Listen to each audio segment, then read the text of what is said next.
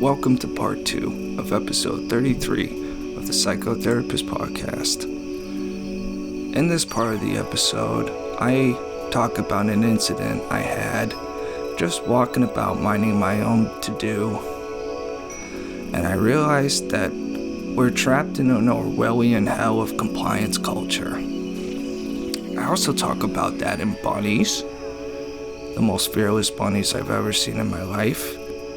And we talk about how if you support masking children, you support arming children with AK-47s. This is the Psychotherapist Podcast. We hope you enjoy it. Peace. Certainly not vicious. No, not at all.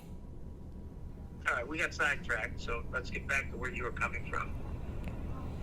Are you talking about the thing off my chest or something else? Did that big thing that's sitting on your chest?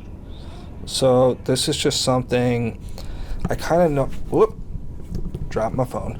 Okay. Something I noticed this morning. Well, it's not that I noticed it for the first time. I guess it just kind of sunk in after seeing so many examples. I was just going for a walk around the block this morning, and I guess was it a mindful walk?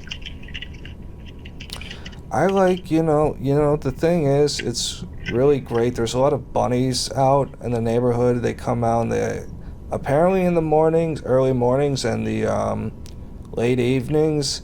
And I have like multiple videos of them just not giving a fuck. Like, you can walk right up to some of them and practically shake their goddamn hands and they're just like, whatever, bro. Gonna just keep munching. Right, wouldn't you die if they said good morning? Pardon? Wouldn't you die if they said good morning? Oh yeah. Be like, shit, what was in that coffee? Right. Also, Malcolm, I'm gonna have to censor that. Note to self. Okay, Malcolm, getting back to it though, you're taking your Getting walk. back into character. So, And I sidetracked you by asking you if it was a mindful walk, but well, there's nothing wrong with that. But anyway, well, I would say it was a mindful walk because I made this observation. So I'm at the, little traffic light to walk, and it's just something I noticed. I don't know if it's a Midwestern polite thing, or if it's like a brainwashed compliant society thing, or if it's just like a young, like kid thing who's like well off in, liberal college, whatever, but I'm the only fucking person I feel like who jaywalks. I feel like the only person who just like looks left, looks right. Okay, there's nothing. These motherfuckers will just wait there hypnotized by that shit. They are, okay. And it unsettles me a little bit.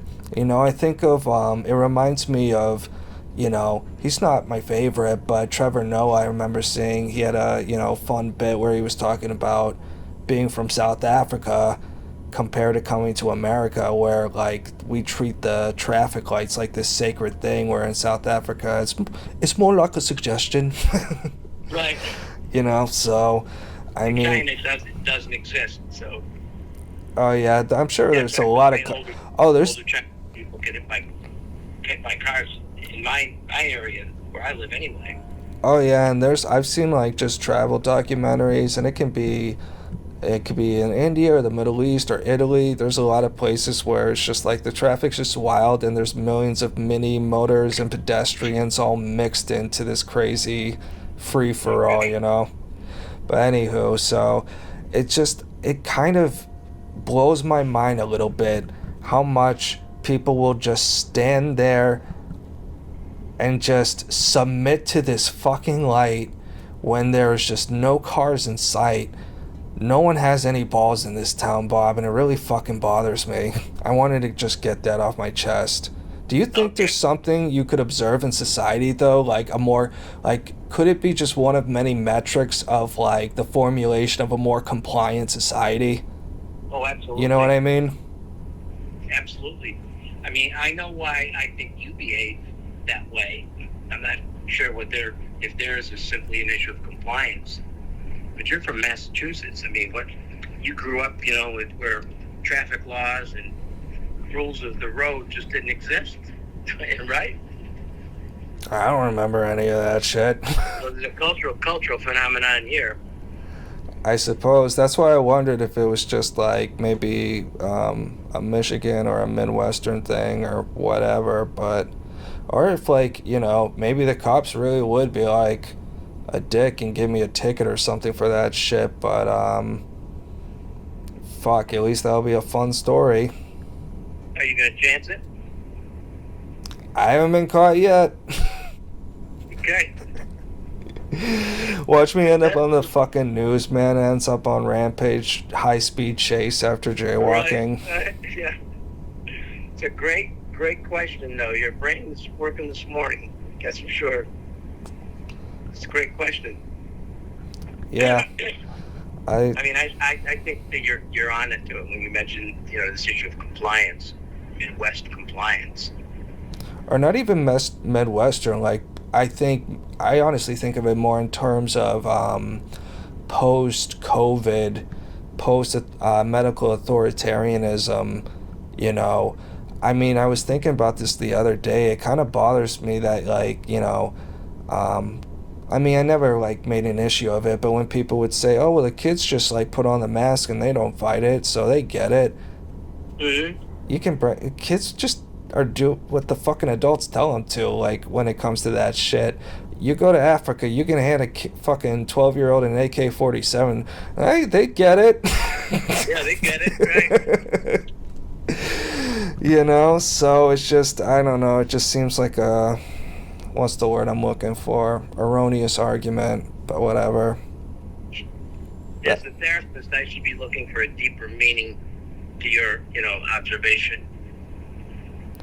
Well, it is putting you on the spot, but it is something you could just, like, you know, maybe have a shower thought or whatever on later. As Saki said, would circle back to. Yeah, I think there is an issue of compliance there. On the one hand, I think there's definitely, you know, that they're a kinder, gentler population out there. So my granddaughter told me that they paid attention to the traffic lights and stuff like that. There was a shooting yesterday morning, like a mile from me. Really? Yeah, it kind of blew my mind. Tell me about it. I didn't hear about it. Oh, there's like nothing really to tell. So I was just last night trying to think of different things to talk about on the pod and research, and I almost went down like a whole, like, that conspiracy theory of, like, are liquefied babies being put in the COVID vaccines, but I just didn't have time for that. And then, like, just looking at some of the basic research papers, I'm like, shoot, what's a pathogen? What's a microbial? You know, it would take a little time for me to be comfortable talking about that one. It would take a hell of a long time. Yeah, but, Is that something you have to learn for your work? No, you know, it's just something I heard from a buddy who was like, yeah, bro, they're putting liquefied babies in the vaccines. And I'm like, I believe it. But intellectual curiosity, right? Well, I think got reminded of it. I can't remember which pod it was, but there was some thing I was like half listening to where some, you know, I don't know if it was a big pharma guy or a doctor or someone who worked on the vaccine, but someone like that was talking about, oh, if they knew these weren't really like vaccines, this is like genome sequencing, blah, blah, blah. I'm like, huh, what?